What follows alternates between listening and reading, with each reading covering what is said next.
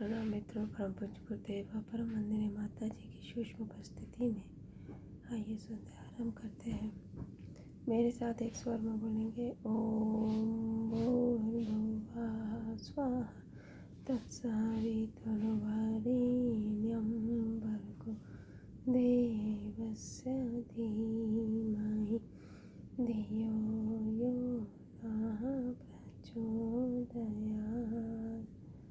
आज का विषय भारतीय दृष्टिकोण में भावनाएं।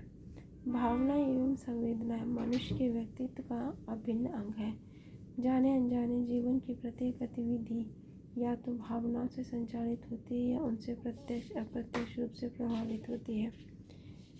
व्याख्यानों उद्बोधनों का जो प्रभाव मनुष्य पर नहीं पड़ता, वे प्रभाव किसी भी बात के मनुष्य के मर्म को छू लेने पर पड़ जाता है। भावनात्मक स्तर पर छू गई बात सकारात्मक हो तो जीवन को उन्नति के शिखर पर ले जाती है, तो वहीं कोई नकारात्मक संवेग मनुष्य को पाप पतन के गर्त में धकेल देता है।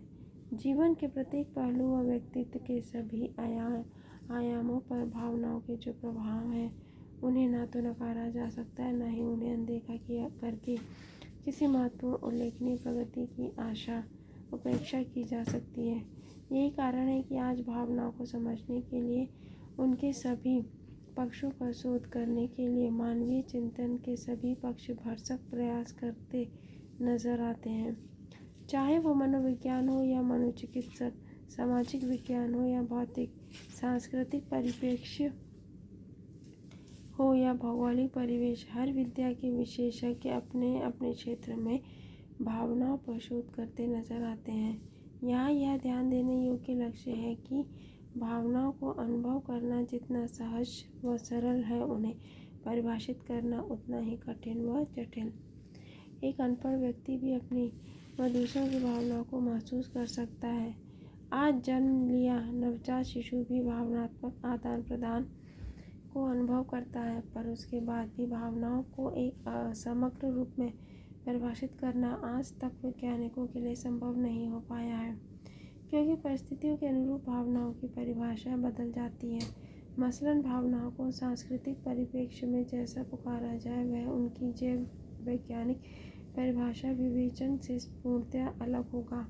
इसके अतिरिक्त अनुभव की गुणवत्ता, संवेगों की तीव्रता के आधार पर भी भावनात्मक परिभाषाएं भिन्न हो जाती हैं। ऐसा नहीं कि इस दिशा में वैज्ञानिक प्रयास न हुए हों, पर तमाम शोध निष्कर्षों के आधार पर यही पाया गया है कि मनुष्य की भावनात्मक परिपक्वता के लिए जितने भावों की आवश्यकता है, वे उन्हें परमात्मा नवजात शिशु में पहले से ही देकर भेजता है। इसलिए मात्र उन्हें ही बेहतर तरीके समझने की आवश्यकता है। इन्हें मूलभूत भाव कहते हैं, जो सभी मनुष्यों में एक समान पाए जाते हैं और जिन्हें प्रकट करने का तरीका भी लगभग सभी संस्कृति सभ्यता में एक समान है। इस मूलभूत भावों में पहला भाव खुशी या प्रसन्नता का है, चाहे किसी पीड़ा से मुक्ति हो या किसी सुखद समाचार को मिलने की अनुभूति हो, चाहे दूसरों से मिली प्रशंसा हो व इंद्रियों से मिलने वाला सुख। मनुष्य खुशी के भावों और प्रसन्नता के भावों को सभी वेगों में समान रूप से अनुभव करता है। यद्यपि प्रसन्नता सबसे महत्वपूर्ण भाव है, तथापि वर्तमान समय में सबसे कम वैज्ञानिक शोध इसी पर हुए।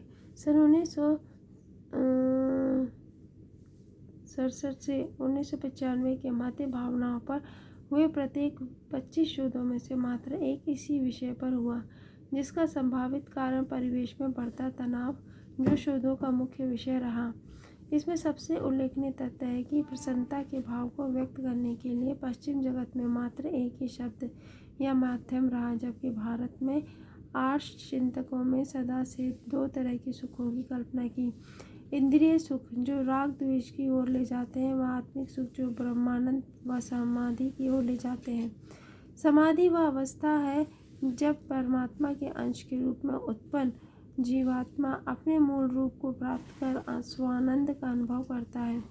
महर्षि पतंजलि योग सूत्र के समाधिपाद 1/3 में इसी अवस्था का उल्लेख करते हुए कहते हैं, तदा दृष्टुः स्वरूपेव स्थानम, अर्थात चित्त की वृत्तियों का निरोध हो जाने पर, अर्थात जीवात्मा पर व परमात्मा का योग हो जाने पर दृष्टा की अपने स्वरूप में स्थिति हो जाती है। इस संसार में परे जाकर इंद्रियातीत होकर आनंद को अनुभव करने की सोच मात्र भारतीय चिंतन में ही उपलब्ध है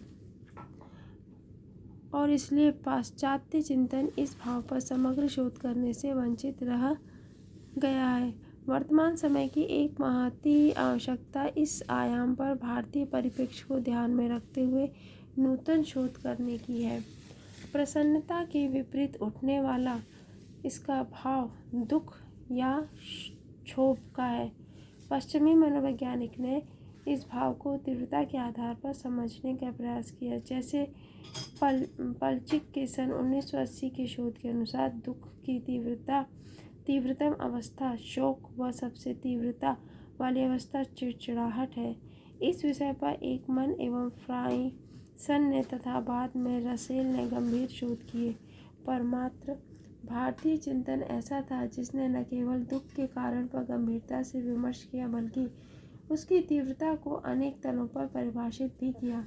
भारतीय चिंतन में जहाँ भगवान बुद्ध जीवन को दुख रूप बताते हैं तो वहीं भगवान कृष्ण दुखों के मूल में आसक्ति को स्थान देते हैं।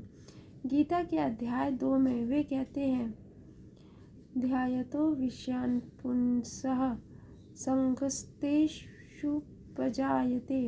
संघात् संजायते कामः कामात् क्रोधोऽभिजायते क्रोधात् भवति सम्मोहः सम्मोहात् स्मृतिविभ्रमः स्मृतिभ्रंशात् बुद्धिनाशो बुद्धिनाशात् प्रणश्यति, अर्थात विषयों का चिंतन करने वाले मनुष्य की उन विषयों में आसक्ति हो जाती है जो कामना को जन्म देती है। कामना न पूरी होने पर क्रोध होता है तो मूढ़ता को जन्म देता है। मूढ़ता स्मृति को भ्रष्ट करती है और वह विवेक का नाश कर देती है। विवेक नाश होने पर मनुष्य पतन के मार्ग पर बढ़ता चला जाता है। भारतीय चिंतन में मात्र दुख के कारणों का इतना सुंदर विवेचन ही नहीं वरन प्राच्य भारतीय रचनाकारों ने दुख से उत्पन्न होने वाले शारीरिक लक्षणों को भी 2 श्रेणियों में रखा है, रुदन और क्रंदन। रुदन पुनः 3 कारणों से हो सकता है, यथा कुड़न यानी द्वेष, प्रसन्नता व शोक, जबकि क्रंदन के 3 कारण होते हैं, विलाप, आक्रांतता तथा परिदेविता है। आज से 500 वर्ष पूर्व दिया गया यह वर्गीकरण आज भी वैज्ञानिकों के लिए कर पाना संभव नहीं हो पाया है। इसलिए इस दृष्टि से एक नूतन शोध आज के एक गंभीर आवश्यकता प्रतीत होती है। मूलभूत भावों में तीसरा भाव भय है। पाश्चात्य चिंतकों ने भय को एक शरीर के अवचेतन में बसे रक्षात्मक प्रत्युत्तर के रूप में परिभाषित किया है, जबकि भारतीय विचारकों ने मृत्यु के भय को सर्वोपरि भय बताया है। वेदांत दर्शन इसके मूल में आत्मा का अपने उद्भव को भूल जाना व माया को सत्य मान लेना बताता है, जो कि भय का कारण बनता है। भारतीय चिंतन के अनुसार जैसे सांसारिक व आध्यात्मिक सुख अलग है, वैसे ही सांसारिक डर तो मात्र भय है, जबकि आंतरिक भय त्रास के नाम से पुकारा जाता है। वैज्ञानिक मानवीय भावों में चौथे भाव के रूप में क्रोध को लेते हैं। उसका मुख्य कारण तनाव व चिड़चिड़ापन बताते हैं। थायरस का सन 1998 का शोध इसके कारणों में शारीरिक पीड़ा, अवसाद, नैतिक द्वंद्व इत्यादि को गिनता है, परंतु इसके बाद भी ये गीता में अभिव्यक्त क्रोध के कारणों की गहराई में उतरने में सक्षम नहीं हो पाता। फिर मात्र ऐसा भी नहीं कि भारतीय दर्शन आसक्ति व अहंकार के इस निषेधात्मक भाव का मूल बताकर शांत हो जाता है, बल्कि भारतीय टीकाकारों ने क्रोध को भी 3 श्रेणियों में विभक्त किया है। हिंसा की तरफ से ले जाने वाला भावात्मक संवेग क्रोध है, तो अपनी असहमति व्यक्त करने वाला भाव कोप तथा ऐसी ही असहमति अपने प्रिय स्वजन के प्रति व्यक्त करना रोष कहा गया है। इसलिए प्राचीन व्यवस्था में रोष का निदान पारस्परिक भावात्मक चर्चा से, कोप का निदान एकांत में जाकर आत्ममंथन करने से तथा क्रोध का निदान पाश्चित करने से बताया गया है। पांचवा मूलभूत भाव विस्मय यानी सरप्राइज को बताया गया है। वैज्ञानिक इसे मात्र एक औचक उत्पन्न होने वाली क्रिया मानते हैं, तो वहीं भारतीय चिंतन इसे उत्सुकता से लेकर स्मृति ज्ञान होने तक की श्रेणी में प्रभावित करते हैं। अंतिम भाव घृणा यानी हेट का है, जो घृणात्मक दृश्य या विचार किसी भी कारण से उत्पन्न हो सकता है। सामान्य बोरियत से लेकर पूर्ण विमुखता तक एवं विद्रूपता से लेकर जुगुप्सा तक घृणा के अनेक तल हो सकते हैं। इजार्ड व हेर्नेस के सन 1988 के शोध व यात्सुमोटो के सन 1992 के शोध के अनुसार घृणा व तिरस्कार साथ साथ पैदा होने वाले भाव हैं। वहीं भारतीय चिंतकों में घृणा को कई आयामों में परिभाषित किया जाता है।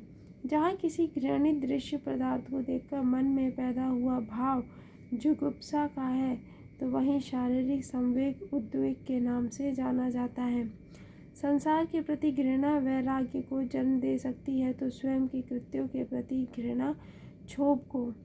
आज जब संपूर्ण भारतीय चिंतन को विदेशी प्रभाव पूर्ण रूप से अपने चंगुल में ले चुका है, तो वहाँ यदि हम प्राच्य भारतीय चिंतन की वैज्ञानिकता व समग्रता को देखते हैं, तो एक ओर गर्व की अनुभूति होती है, वहीं दूसरी ओर ग्लानि की।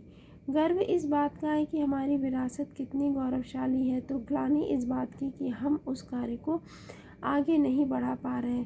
भावनात्मक आयाम मानवीय व्यक्तित्व का महत्वपूर्ण आयाम है।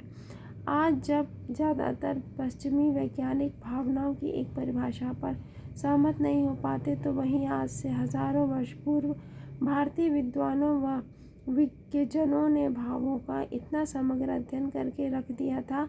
आज के मनोवैज्ञानिकों को आगे आकर भारतीय दृष्टिकोण से भावों का गंभीरतापूर्वक अध्ययन करने की आवश्यकता है।